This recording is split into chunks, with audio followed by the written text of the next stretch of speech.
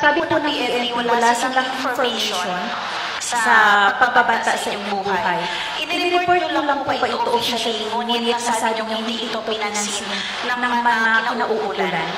Ma'am, nakakahiya sa buong mundo na ang Philippine National Police natin, who by the way has intelligence funds, hindi alam ang mga pangyayari sa ating bansa.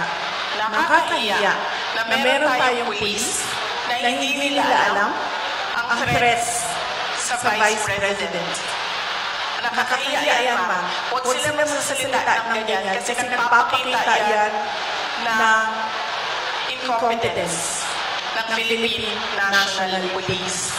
Dapat dyan, kung ako po ay Presidente, Sekretary ng DILG, Chief ng PNP, ang sagot dyan ay,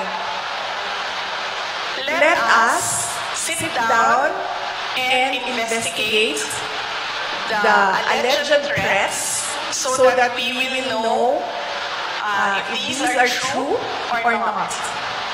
Yan ang tanong. Ayan ang sagot dapat ng tamang tao. Yung tao na tama mag-isip. Yan ang sinasagot dapat. Hindi yung sinasabing wala kaming alam ng mga threats. Nakakahiya na ang pulis, ganyan. So, ibig sabihin, ang dami nilang walang alam ng mga pangyayari. So, kaya pala, nagkanya-kanya na ang mga kriminal dahil walang alam ang kapulisan.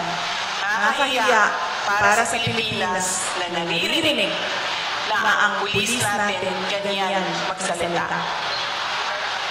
Ano siya sa want to ask po, what is happening? May satellite office po kayo na mga nagsira din po.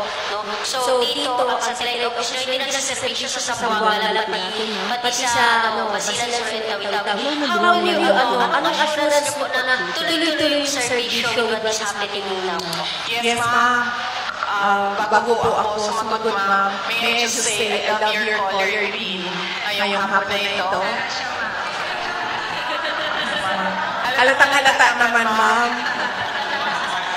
Oo. Wag, ma'am, kasi suspended ka na kaagad bukas, ma'am. Wag ka pa mag-green. Suspended ka na bukas, ma'am. Sandali? Okay. Yes. Nagpapasalamat ako dahil nakapunta ako ng Zamboanga City ngayong araw na ito. At in-person yung meeting namin ng satellite office leads sa Western Mindanao. Kasi nakapapunta kaming, there's about 40 minutes papunta doon sa Isabela City. So, 40 minutes papunta, nag-meeting kami. 40 minutes pabalik, nag-meeting kami. So, masaya ako dahil nagawa namin yun in person. Ang hirap din kasi talagang mag-meeting pag-zoom. At napag-usapan namin ni Mr. Mike Saavedra na malaki kasi renta na, malaki kasi itong building na ito, malaki din ang renta dito, ma'am. Ang gagawin namin, lilipat kami sa mas maliit na lugar, mas mababa yung renta. So, napababaan na rin namin yung budget na kailangan na gamitin. Tapos tuloy-tuloy lang si Mike ng mga downsides ng mga project.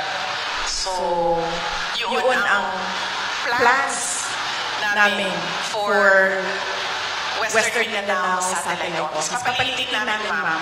Tsaka maghahanap kami ng mas mababang renta.